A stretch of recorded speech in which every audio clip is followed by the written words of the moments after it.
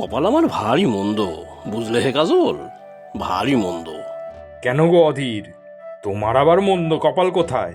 এই তো বেশ ভালোই আছো। নিজের এত বড় ব্যবসা, টাকা পয়সার অভাব নেই। তা বটে, কিন্তু আবার কিন্তু কি, একই তো মেয়ে, তাও ভালো পাত্র পেয়ে বিয়ে দিয়েছো। আহা, কি জাঁকজমক দিয়ে আয়োজন করেছিলে বিয়েতে। সারা গ্রামের লোকজন কবজি ডুবিয়ে খেয়ে কত ধন্য ধন্য করেছিল। সে আমিও কিছু কম খেয়েছিলাম নাকি? উফ, বিয়ের দিনের আগে পিছে মিলিয়ে রোজ খাওয়া দাওয়া, বাড়ি ভর্তি আত্মীয় স্বজন। উফ, সে কি আর আমি জানি না? 3 দিন ধরে সপরিবারে নেমন্তন্ন খেয়েছিলাম তোমার বাড়িতে। তা তোমার আবার কপাল মন্দ কিসে? মন্দ মন্দ, ভারী মন্দ কপাল আমার। তোমরা তো সবাই আমার বাইরের জাঁকজমক দেখছো, বাড়ি গাড়ি টাকা পয়সা প্রভাব প্রতিপত্তি এই সব আর কি। কিন্তু আমার ভেতরে যে কি দুঃখ, তাহা কেউ বুঝলো না। কি হয়েছে বলো তো ভাই? কি দুঃখ তোমার বলো তো? অতদিন হে জিলিপিটা বেড়ে বানিয়েছো, আর দাও তো দেখি আরো বেশ কয়েক। আর এই কাজলকেও দাও। তা দিচ্ছি, তবে বাবু আর বেশি খাবেন না। আপনার না রক্তে চিনি বেশি। ওরে বাবা, এখানেও তো দেখি পুলিশগিরি। উফ, আমার আর ভালো লাগছে না, দূরে কোথাও চলেই যাবো একদিন। না বাবু, সেটি হবে না। আপনি হলেন আমার রোজকের খদ্দের। আপনি চলে গেলে তো আমার উপর মা লক্ষ্মী কুপিত হবেন। ব্যাস, তাহলে আর কথা নয়, গোটা কয়েক জিলিপি দাও দেখি চটপট। খাও খাও কাজল, খাও দেখি। না না, আমি আর খাবো না। সাত সকালেই এত মিষ্টি, পেট তো পুরো ভরে গেল। এই জন্যেই এত সিমসে রয়ে গেলে কাজল, গায়ে হাত পায়ে মাংস গজালো না। এই আমার দেখো কেমন নধর পেট। তুমি ভাই সুখী মানুষ, আলালের ঘরের দুলাল, আর আমি খেটে খাওয়া মানুষ। কোথায় রাজভোজ আর কোথায় গঙ্গু তেলি। তা তোমার দুঃখের কথাটা বললে না তো? হ্যাঁ, সে ভারী দুঃখের কথা ভাই। জানোই তো, সামনেই জামাই ষষ্ঠী। হ্যাঁ, তা তো বটে, কিন্তু তোমার মেয়ে জামাই আসছে না বুঝি? না না, আসবে না কেন? একমাত্র মেয়ে জামাই আমার, না এলে ছাড়বো আমি? গুন্ডা পাঠিয়ে বাড়ি থেকে উঠিয়ে নিয়ে আসবো না? হ্যাঁ, সে তুমি পারো, যা জেদ তোমার। তবে আর কি দুঃখ, কাল থেকেই বাজার শুরু করে দাও। তোমার তো বাড়িতে জামাই ষষ্ঠী মানে এলাহি ব্যাপার। হ্যাঁ, তা তো বটেই। সব থেকে বড় মাছটা চাই আমার।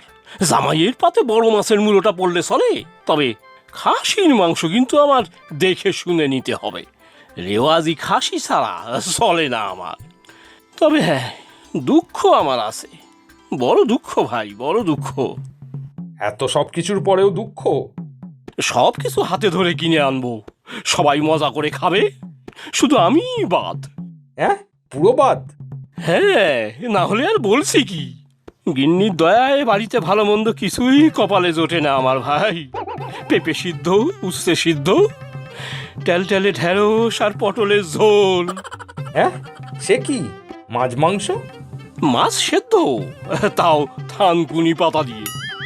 কপাল ভালো থাকলে কালে ভদ্রে একটু টক, তাও গুড় দিয়ে। সে তো বৌদি ঠিকই করেন। কম তো অসুখ পুষে রাখুনি শরীরে। সুগার, প্রেশার, ফ্যাটি লিভার কি নেই তোমার? তুমি কিছুই বোঝো না কাজল, তুমি কিছুই বোঝো না। এই জন্যেই শুটকো হয়েই থেকে গেলে সারা জীবন। শরীর থাকবে, আর তাতে একটু রোগ থাকবে না, তাহলে আর সেই শরীর রেখে লাভই বাকি বলো? এমন শরীর ত্যাগ করাই ভালো। ওহে যতীন। না গো বাবু, আর জিলিপি দেবো নিকো। পরে বৌদিমণি এসে আমাকে খুব বকাঝকা করবেন। না, হলো না। এই জন্যেই বাপু তোমার ব্যবসাটা সেরকম জমলো না। আচ্ছা, ঠিক আছে। ও যতীন, লিখে রেখো খাতায়, মাসের শেষে কিছু বেশি টাকা দিয়ে দেবো। তবে খবরদার, তোমার বৌদির কানে যেন না যায় কথাটা। সে বাবু, আমি চাই আমার ব্যবসার উন্নতি হোক, তবে আপনার কোনো ক্ষতি হোক সেটাও চাই না। হ্যাঁ শোনো, জামাই ষষ্ঠীর জন্য যা যা মিষ্টি বলেছি তা সব যেন সময় পৌঁছে দিও। সব সেরা মিষ্টি চাই আমার। হ্যাঁ, টাকা পয়সা নিয়ে কিছু ভাববে না যেন, কেমন? কোনো চিন্তা করবেন না কর্তা, সব হয়ে যাবে।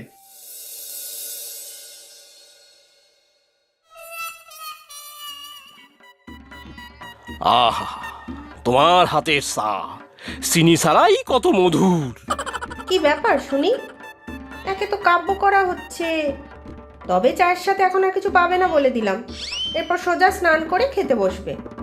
সে আর নতুন কি গিন্নি, তুমি আমার খাওয়া দাওয়ায় এত নজর রাখো, মানে বেশি নজর রাখো, সেই কল্যাণেই তো বেঁচে আছি আজ অব্দি। সেই তুমি মন থেকে বলো আর রাগ করেই বলো, আমার কিছুই করার নেই। ডাক্তারবাবু যেভাবে বলেছেন আমি সেভাবেই চলবো, বুঝলে তো? হ্যাঁ, সেটা তো বুঝি, মানে হারে হারে বুঝি, না বুঝে আর উপায় আছে নাকি? মুখে তো এসব বলছো, এদিকে আবার বাইরে বের হয়ে কিছু খাচ্ছ না তো আবার? আরে না না, আমি কি কখনো সব করতে পারি নাকি? ধর্মে সইবে আমার? যা খুশি করবে সেটা ভেবো না যেন। আমি ওই মিষ্টির দোকানের লোকটাকে ধমকে এসেছি। কার কথা বলছো? যতীন? তাহলে চিন্তা নেই, সে উচিত কথাই বলবে। হ্যাঁ, বললো বটে যে তুমি যাও না মিষ্টি খেতে, তবে খুব একটা বিশ্বাস হলো না, কেমন গরু চোরের মতো তাকাচ্ছিল। আরে গিন্নি, ছাড়ো সব। সামনে কত বড় অনুষ্ঠান, আমার একমাত্র মেয়ে জামাইয়ের জামাই ষষ্ঠী বলে কথা। শুধু জামাই না, কন্যা ষষ্ঠীও করব আমি। বেশ ডবল খাওয়া দাওয়া হবে। সেই সব রান্না বান্না করে দেবো আমি, সেই চিন্তা নেই। তবে ওসব কিন্তু তুমি মুখে ছুঁয়েও দেখবে না, সব তেলে ঝালে রসিয়ে কষিয়ে রান্না করব আমি। ও, তেলে ঝোলে কষিয়ে রান্না? ইস, আমি খাবো না। সারা বছরে একদিনেরই তো ব্যাপার। না না, তোমার মাথায় এসব আসে কি করে শুনি? সব রক্তের রিপোর্টগুলো কি এসেছে দেখেছো? সর্বনাশ হয়ে যাবে। ও গিন্নি, তুমি তো ডাক্তারের থেকেও বেশি করা। ডাক্তারবাবু তো বলেছিলেন মাঝে মধ্যে খেতে পারি, আমি না হয় খাওয়ার পরে একটু হেঁটে নেব। উফ বাবা, কেন বুঝতে পারছো না? অনুষ্ঠান হলো জামাই ষষ্ঠী, জামাইকে খাওয়ানোর জন্য। শ্বশুর ষষ্ঠী তো আর না। তার সাথে কন্যা ষষ্ঠী করলে করবে, নিজের হাতে মেয়েকে খাওয়াবে, ও খেলেই তো তোমার খাওয়ার সমান হবে। উফ, তুমি কি নিষ্ঠুর গিন্নি! একটা খাসির মাংসের টুকরো তোমার হাত দিয়ে গলবে না? আচ্ছা, আমি না হয় সেদিন গিন্নি ষষ্ঠীও করব, নিজের হাতে রান্না করে খাওয়াবো তোমাকে, আর তোমার হাতে সেই ভালো মন্দ রসিয়ে কষিয়ে রান্নাগুলো খাবো আমি। হ্যাঁ, সে ঠিক আছে, আমার হাতের রান্নাই খাওয়াবো তোমাকে ভালো করে। পেঁপে সিদ্ধ, উচ্ছে ভাজা, লাউ বড়িও করে দেবো না হয়। আর খাসির মাংস? উফ, আর পারি না, খাসির মাংস খেতেই হবে তোমায়। ও গিন্নি, একটু দয়া করো আমায়, নিজের হাতে ধরে খাসি নিয়ে আসবো, আর একটু কপালে জুটবে না তা কি হয়? আচ্ছা ঠিক আছে, তোমার জন্য আলাদা করে একটু মেটে সিদ্ধ করে ঝোল করে দেবো, একটু ঝিঙে আর পটল দিয়ে। ব্যাস, আর কিছু বলবে না যেন। যা বাবা, যাও বা, এত বলে জুটলো, তাও আবার ঝিঙে পটল দিয়ে মেটের ঝোল। শ্বশুর মশাইও গত হলেন, আর আমার নিজের জামাই ষষ্ঠীতে ভালো মন্দ খাওয়াও গেল। কপালি মন্দ আমার, বলে না কপালের নাম গোপাল। আরে, এই যে অধীর, বাজার হলো তাহলে? আজকে জামাই ষষ্ঠীর বাজার, এত তাড়াতাড়ি কি আর হয়? আম লিচু এসব তো কিনতে হবে। সে ঠিক, তবে মাছটা কিন্তু পেল্লায় বাগিয়েছো। সে ভাই বলেই রেখেছিলাম মনু মাছওয়ালাকে, বাজারের সেরা মাছটা তো দিয়েছে। গিন্নি বলেছে বেশ জমিয়ে কালিয়া বানাবে। সত্যি, পাকা মাছের কালিয়া, আহা কি স্বাদ! তোমার তো তাহলে আজ পোয়া 12, জমিয়ে ভোজ খাবে আর খাওয়াবে। না, সেই কপাল করে এসেছি নাকি? আমার জন্য বরাদ্দ সেই টেলটেলে ঝোল আর উচ্ছে ভাতে, কি কুক্ষণেই যে বাজিয়েছিলাম এইসব রোহ। ও, তাও তো বটে। আচ্ছা, যাই আমি, আমার তো আর জামাই ষষ্ঠী নেই। লোটে মাছ নিলাম, দুপুরে জমিয়ে ডাল ভাত আর লোটে মাছের ঝাল খাবো। তোমার সওরা কপাল হে কাজল, তাও ভাগ্যে লাউ সারটি জুটছে, এই সরু পেটেও ভালো মন্দ ঢুকছে রোজ। আচ্ছা, চলি এখন, দেরি হলে আবার গিন্নি কুপিত হবেন।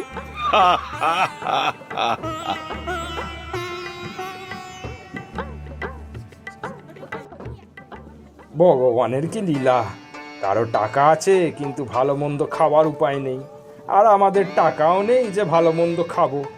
এই জামাই ষষ্ঠীর আগুন বাজারে লোটে ছাড়া আর কোনো মাছে তো হাতও লাগাতে পারলাম না। সত্যি বাবা, কত কিছু আয়োজন করেছো আমাদের জন্য। আরে না রে মা, যা আয়োজন সবই তোর মাই তো করেছে। আমি তো শুধু বাজার করেই খালাস।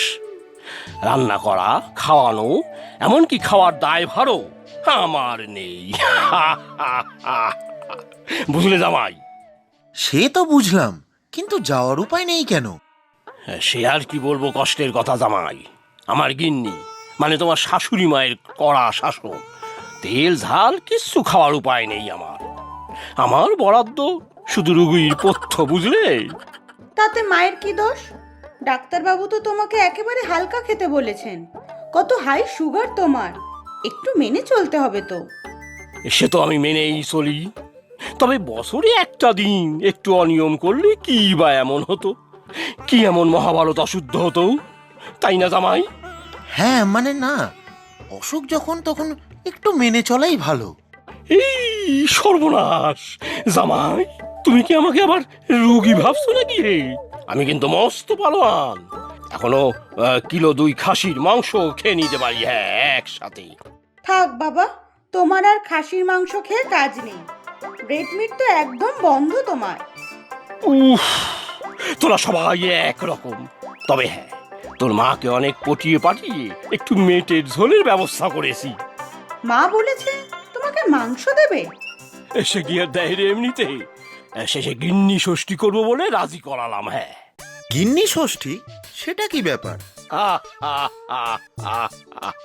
জামাই ষষ্ঠী হতে পারে, তবে আমার গিন্নি ষষ্ঠী হবে না কেন শুনি? আর তাতে যদি 2 টুকরো মাংস পাওয়া যায়, তাহলে রোজ রোজ গিন্নি ষষ্ঠী করতো আমার কোনো আপত্তি নেই জামাই। আহ, আহ, আহ, আহ। সত্যিই বাবা, তোমার তুলনা নেই। মনে আছে ছোটবেলায় তুমি আর আমি লুকিয়ে লুকিয়ে মিষ্টির দোকানে গিয়ে জিলিপি খেতাম? হ্যাঁ তো, যতীনের দোকানে। এই তো কালকেই। মানে কালকে কি? কাল আবার জিলিপি খেয়েছো নাকি? উফ, তোরা সবাই পুলিশ নাকি? সব সময় আমাকে জেরা করা। চলো, তোমরা খেতে দিয়েছি। এসো জামাই, খাবে এসো। আয় মা। আর আমি নাকি পরে খাবো? না, তুমি এসো, তোমারটাও বেড়েছি। আমারটা যে কি বেড়েছে তা জানি আমি। মাছের টেলটেলে ঝোল আর উচ্ছে সিদ্ধ। তোরা যা, আমি এভাবে খেতে পারবো না। না না, তুমিও চলো, কিচ্ছু হবে না। একসাথে গল্প করতে করতে খাবো আমরা।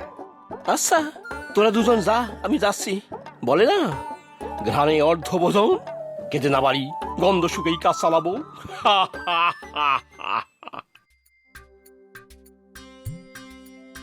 আহ, কি সুবাস! সত্যি তোমার হাতের রান্নার জবাব নেই। উফ মা, এত কিছু আয়োজন করেছেন! করবো না? তুমি আমাদের একমাত্র জামাই বলে কথা। নাও শুরু করো, সব খেতে হবে কিন্তু। হ্যাঁ জামাই, মান রাখতে হবে কিন্তু। মাছের মাথাটা কিন্তু পুরোটা খেতে হবে, হ্যাঁ। ও বাবা, তুমিও বসে পড়ো। আমার আর খেতে বসা আর না বসা সবই সমান। কোথায় গগিন্নি? আমার টেলটেলে ঝোল সব কোথায়? কেন, এই যে সামনে এত সব খাবার রেখেছি, পছন্দ হচ্ছে না বুঝি? হ্যাঁ, কি বলছো গিন্নি? হে ভগবান, আমি কি স্বপ্ন দেখছি নাকি গো? এইসব খাবার আমার? এই যে রেওয়াজি খাসি। হ্যাঁ হ্যাঁ, সব তোমার। আজ খাও সব কিছু। আমি নিজে কাল ডাক্তারবাবুর সাথে কথা বলেছি, উনি বললেন একদিন অনিয়ম করলে কিচ্ছু হবে না। নাও খাও এবার মনের সুখে। ও গিন্নি, আজ সূর্য কোন দিক থেকে উঠলো? কি বলো তো আজ? কেন মনে নেই? তুমি তো বলেছিলে যে আজ গিন্নি ষষ্ঠী। তা গিন্নি ষষ্ঠীতে স্বামীকে একটু ভালো মন্দ না খাওয়ালে চলে? প্রচুর সঠিক উত্তরদাতাদের মধ্যে থেকে আমরা বেছে নিয়েছি 10 জনের নাম। গল্পের নাম মায়ের বাড়ি।